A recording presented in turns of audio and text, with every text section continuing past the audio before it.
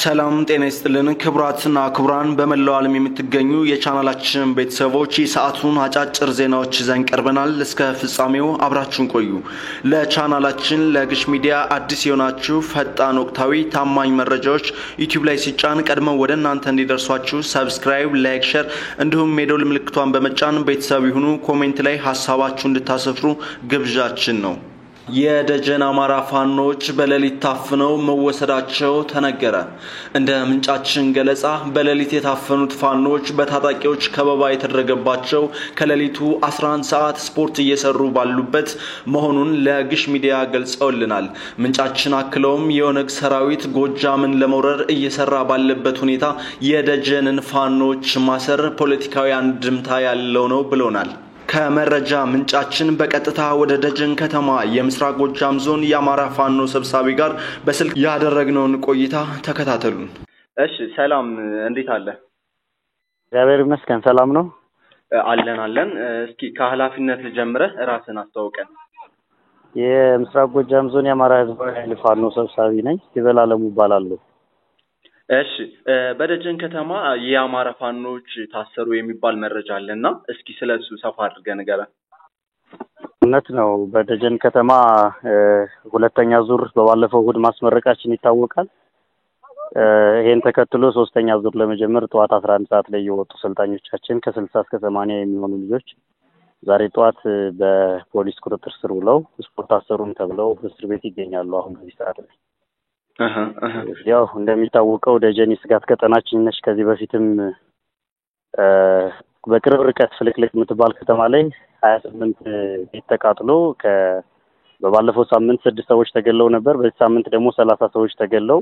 መንገድ መዘጋቱ ይታወቃል ይሄ ስጋት ያደረባቸው ልጆች ቢያንስ ያካል ብቃት እንስራ ብለው ወጥተው ስፖርት እየሰሩ ያሉ ነው እንግዲህ በአካባቢው ፖሊስ ቁጥጥር ስር ውለው አሁን እስር ቤት ላይ ነው የሚገኙ በድርጊቱ ማን ተሳትፏል ብላችሁ ታስባላችሁ ማለት እዛው የወረዳው ፖሊሶች ብቻ ናቸው ወይስ እንግዲህ መረጃው እንደደረሰን ከሆነ እንደተማነው ከሆነ የአካባቢ ፖሊሶች ትጥቅ ይዘው ወደነሱ ሄደው እንትን እንዳሉና ምናልባትም የዞን አመራሮች እጅ ሊኖርበት እንደሚችል አንዳንድ ፍንጮች አሉ ከዚህ በፊት የደረሳችሁ ማስጠንቀቂያ ወይም ዛቻ ነበረ አዎ የምረቃ ሰዓት ላይ አትመረቁም የሚል እናንተ አንፈልጋችሁም የሚል ግፊት ነበረው ከመረቃ ላይ በሰጣ ገባ ውስጥ ነበሩ ፋኖን ማስተዳደር በጭንቅ ጊዜ መቀበል በሰላም ጊዜ ደግሞ ማስተዳደርና መግፋት የተለመደ ሆኖ ነው ዛ ወረዳ ላይ ያየን ያለ ነው ስለዚህ እንደዚህ አይነት ግፊቶች ነበሩ ነገር ግን እኛ ስጋት አለብን ከፊት ለፊታችን እየታረደ ነው ሰው ቤት እየተቃጠለ ነው ለአካባቢያችን መድረስ አለብን ብለው ልጆች ስፖርታዊ እንቅስቃሴ እየሰሩ ያለ ነው እንግዲህ እንዲህ አይነት አፈና ደርሶባቸው 60 እስከ 80 የሚሆኑ ሰዎች እስር ቤት ይገኛሉ ኦኬ እሺ በዚህ ምክንያት አካባቢው ላይ አሁን ምንም አይነት ጥያቄ ያቀርባችሁ ነው ወይስ እስኪ ስላለው ነገር የአካባቢው ማህበረሰብና ከዚህ በፊትም ሰልጥነው የተመረቁ ከ80 በላይ ወጣቶች ወደ ፖሊስ ጣቢያ ሄደው ወንድሞቻችንን ፍቱ ምንም ያደረጉት ያጠፉት ስራ የለም ይያሉ ነው ሽማግሌዎችም በተመሳሳይ ወደ እነሱ እየሄዱ ነው ያሉት ይሄ ነው ያለው ነገር እሺ